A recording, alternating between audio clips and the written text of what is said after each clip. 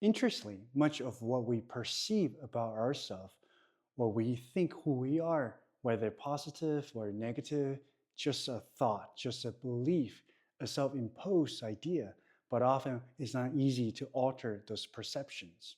For example, some people possess great confidence, while some flooded with self-doubts and suffocated by feeling like I'm not good enough, I will fail, or I'm not worthy.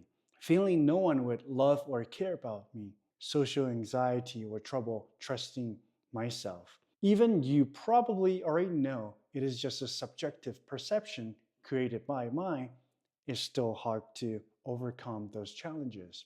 These perceptions are often not your conscious choice. No one would deliberately decide to feel low self-esteem or unlovable. So what creates those perceptions or belief about ourselves? What make one person confident and another struggle with low self-esteem? If you take a closer look at this phenomenon, you will find that perception is a really odd thing.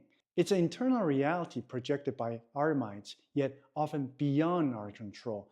Perception is nothing tangible, nothing concrete about feeling like confident or low self-esteem. You can't capture perception and store it in a bottle. It's a merely illusory thoughts, yet it wields tremendous power over you. So don't diminish yourself thinking being insecure, shy, or socially anxious is your problem. In fact, those emotions are not always under your control. Often, our brain and the body is fixated with particular response to the situations. However, it does take great courage and willingness to shift those perceptions. Techniques for overcoming emotion barriers take the feeling of I'm not good enough as an example. This perception is likely driven by a mix of emotions like shame, embarrassment, nervousness, anxiety, or fear, like a cocktail mix.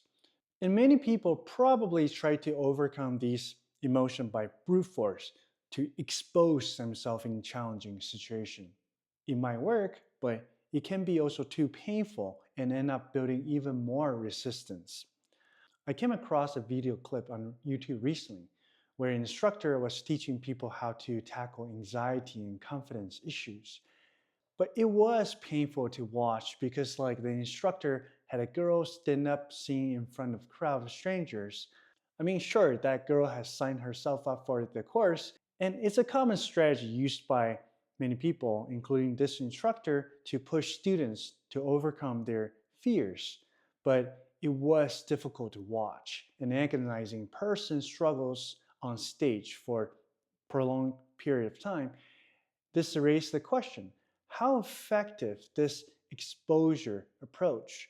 We should become more courageous after the session? Maybe, but there might be better approaches.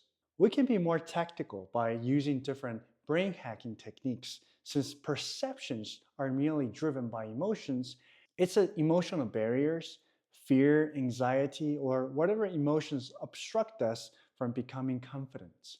If we lower these emotional barriers and reduce the impact of emotions, then we naturally become less anxious and worried, which in turn allows us to become more confident. It's like a sliding scale, moving away from one end and moving toward greater confidence. One effective healing technique is eye movement, derived from EMDR. Eye movement helps alleviate emotional intensity effectively. I have created a video tutorial focusing on the eye movement, so I won't go into much details here. But I would like to share a case with you. I once helped a client in her early 30s who wanted to overcome her nervousness when presenting in front of clients. During our eye movement sessions, her anxiety gradually subsided and she felt relieved. However, at the same time, more memories started to surface. Feelings of embarrassment spread and crawled back into the past, connected back to her childhood experiences. Recalling a time when she was struggling in high school, no matter how hard she studied, how hard she tried, she always fell behind her fellow classmates. So she felt desperate and powerless to change the situation, leading a great despair. She also remembered a time when her dad said to her, I guess you're not that smart. So that school experience and her dad's words had planted a seed of self-doubt in her head and haunted her ever since. As we continue with eye movement, her feeling of shame, desperation, despondency, and discouragement began to dissipate. She became more relaxed.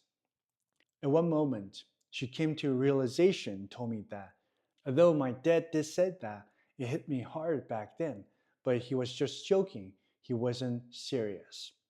She felt relieved and started reflecting on many things she had done to boost her self-confidence, admitting that many actions she did were attempts to avoid shame, embarrassment, or to appear more successful. So you might wonder, why should I make those connections or recognize these issues before? Often we are hindered by our emotions. We do many things to work around emotions instead of working through them. We might take a long, circuitous route to circumvent emotional pain, often unconsciously and without awareness. It's like injuring a knee or spraining an ankle. We walk awkwardly to avoid the pain. We often only notice the issue once the pain goes away. So similarly, only when the negative emotions no longer obstruct our view can we see things from a fresh perspective. Perceptions are often driven by emotions, but they are also rooted in our personal beliefs or conditioned responses. Many factors can dent our confidence. Perhaps falling behind in school, struggling to find our core values, or strain social status, maybe earning less than peers, being less attractive or popular, or lacking support and encouragement from parents, or even experiencing harsh criticism from them. The repeating conditioning make us to believe that we are never good enough. Or perhaps the perceptions personality traits inherits from parents who also face similar struggles. As we continue dissecting feelings layer by layer and alleviating emotions, you will notice many associated thoughts and seemingly forgotten memories start to surface. You might thought that you have already moved on or let go, but then realize perhaps you have been just suppressing all these feelings throughout the years. They are buried deep without your conscious awareness, often make it challenging to identify the root cause. There are many tools and techniques available for the healing, but to keep the matter simple, I recommend you first try eye movement to reduce the impact of emotions and deepening the self-discovery. If you have tried many times but feel you're hitting a roadblock and unable to reduce intensity of emotion further, feel free to leave a comment below. We can explore other options like mind-body connection, meditation, hypnosis, or chi and energy work together. This is all the sharing for today. Thank you and see you next time.